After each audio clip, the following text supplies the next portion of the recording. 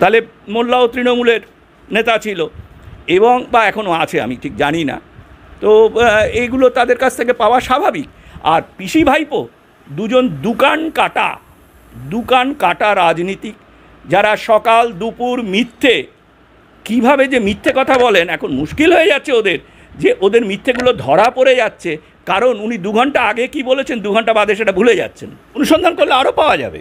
এবং শুধু সন্দেশখালি নয়, হ্যাঁ, শুধু সন্দেশখালি নয়, পশ্চিমবঙ্গের বহু জায়গায় এরকম সন্দেশখালি হয়ে আছে। ডায়মন্ড হারবারেও আছে, যাদবপুর অঞ্চলেও আছে, এমনকি নর্থ বেঙ্গলের কিছু কিছু জায়গাতেও এগুলো পাওয়া যাবে, এবং সাউথ বেঙ্গল তো বটেই।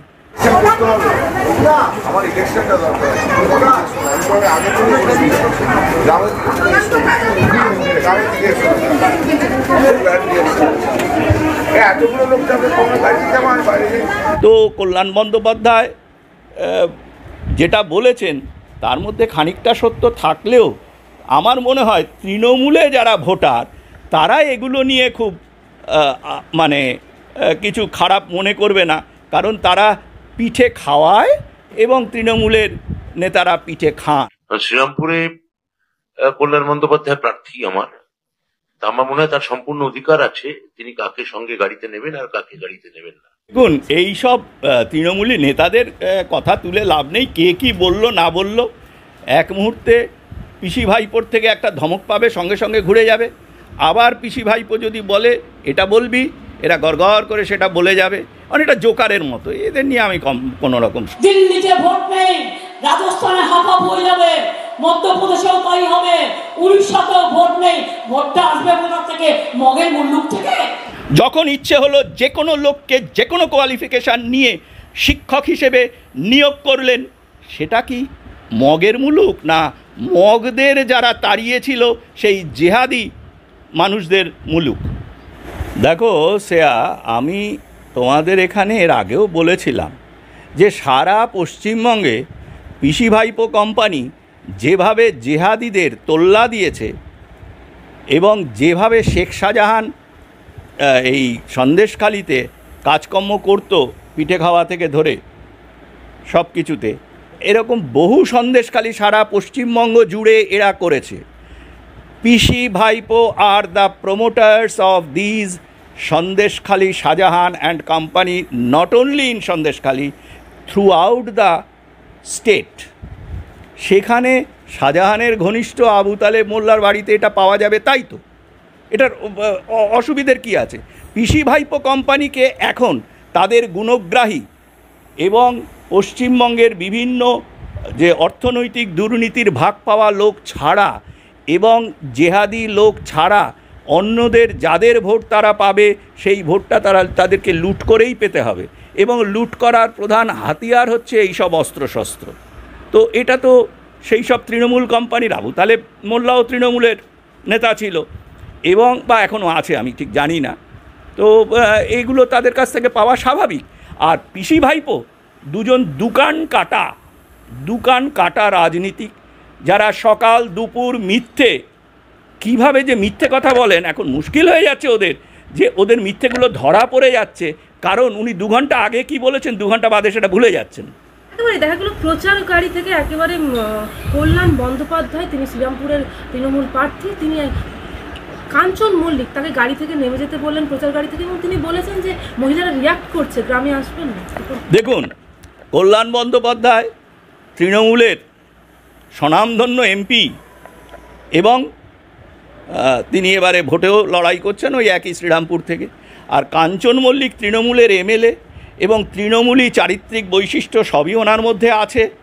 তো উনি কবার যেন বিয়ে করেছেন, কবার যেন তাকে সে বন্টন বলেছেন, তারপরে তাকে বউ বানিয়েছেন, এগুলো নাকি মহিলারা ভালোভাবে নেবে না। তো কল্যাণ বন্দ্যোপাধ্যায় যেটা বলেছেন তার মধ্যে খানিকটা সত্য থাকলেও আমার মনে হয় তৃণমূলে যারা ভোটার তারা এগুলো নিয়ে খুব মানে কিছু খারাপ মনে করবে না, কারণ তারা পিঠে খাওয়ায় এবং তৃণমূলের নেতারা পিঠে খান। আচ্ছা, পিংলাতে জনসভাতে মুখ্যমন্ত্রী তিনি বলছেন আপনারা মানুষ খেকো বাঘ দেখেছেন, চাকরি খেকো মানুষ দেখেছেন, চাকরি খেকো বিজেপি পার্টি দেখেছেন, চাকরি খেকো সিপিএম পার্টি দেখেছেন, চাকরি খেকো রাম শ্যাম দেখেছেন, কি বলবেন? দেখুন, আমি আগেও বলেছি, বারবার বলেছি, বিভিন্ন জায়গায় লিখেছি, উনি একজন মেগালোম্যানিয়াক নেত্রী এবং সংবিধানের সহ বোঝেন না। তো আমি যদি পাল্টা একটা প্রশ্ন তুলি, আপনি মানুষ খেকো দুপে জন্তু দেখেছেন? আপনি বালি খেকো মানুষ দেখেছেন? আপনি কয়লা খেকো মানুষ দেখেছেন? আপনি জমি খেকো মানুষ দেখেছেন? আপনি মাছ খেকো এবং তার সঙ্গে ধানি জমির ধান লুট করা মানুষ দেখেছেন? আপনি চাকরি দেবার নাম করে রাস্তা থেকে কাটমানি নেওয়া মানুষ দেখেছেন? এবং পশ্চিমবঙ্গ সরকারের এক্সচেকারের টাকা নয়ছয় করা এবং বলা যে এটা আমার পিতৃদেবের সম্পত্তি, আমি এর যেহেতু ইলেক্টেড হয়েছি আমি কোনো জবাব দেব না, এমন নির্লজ্জ মানুষ দেখেছেন? মুখ্যমন্ত্রী তিনি বলছেন যখন ইচ্ছে হলো চাকরি খেয়ে নিলেন, এটা কি মগের মুলুক নাকি? যখন ইচ্ছে হলো যে কোনো লোককে যে কোনো কোয়ালিফিকেশান নিয়ে শিক্ষক হিসেবে নিয়োগ করলেন, সেটা কি মগের মুলুক, না মগদের যারা তাড়িয়েছিল সেই জেহাদি মানুষদের মুলুক?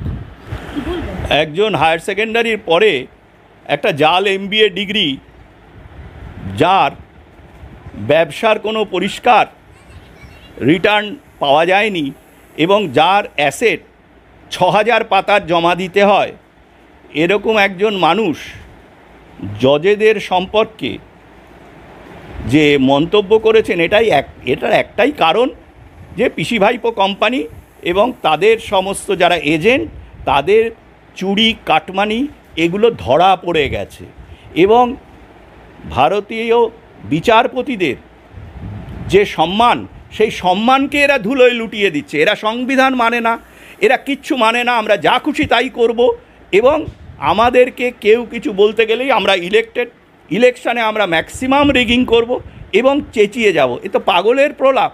তবে এটা এখন বোঝা যাচ্ছে যে পিসি ভাইপোরকে ভারতের আইন আস্তে আস্তে ঘিরে ধরছে। সেই জন্য তারা আইনের রাস্তায় যারা যারা কাজ করবেন, অনুসন্ধানকারী সংস্থা, যারা যারা যে বিচারকদের রায়ে যে অনুসন্ধানকারী সংস্থারা কাজ করছিল সেই বিচারকদের, এবং এর পরে এরা যখন ধরা পড়ে তাদের যথাযোগ্য জায়গায় স্থানে যাবে, তখন তারা কিন্তু চেঁচাতে থাকবেন বরাবর এটা সংবিধান বিরোধী। সংবিধান মানে ওই তৃণমূলের পিসি ভাইপোর সংবিধান, সেটা অবশ্য ভারতীয় সংবিধান নয়। এরা কি বললো না বলে এতে তো বোঝাই যাচ্ছে ঠাকুর ঘরে কে আমি কলা খাইনি। তিনি আরো বলছেন ভারতবর্ষ থেকে কলকাতা হাইকোর্ট তুলে দেওয়া উচিত। হ্যাঁ, ওনার মতো লোক যদি ভারতবর্ষের এতে থাকে, উনি, আমার মনে হয় উনি চাইছেন যে ভারতবর্ষের হাইকোর্টটাকে তুলে দিয়ে সেটা বোধহয় লাহোর হাইকোর্টের সঙ্গে জুড়ে দিলে, ওনাদের পশ্চিমবঙ্গের এই হাইকোর্টটাকে জুড়ে দিলে ওনাদের কাজের সুবিধে হতো। জেহাদি বন্ধুবান্ধব থাকতেই পারে, শেখ শাহজাহানের ব্যাপারেই তো আমরা দেখতে পাচ্ছি।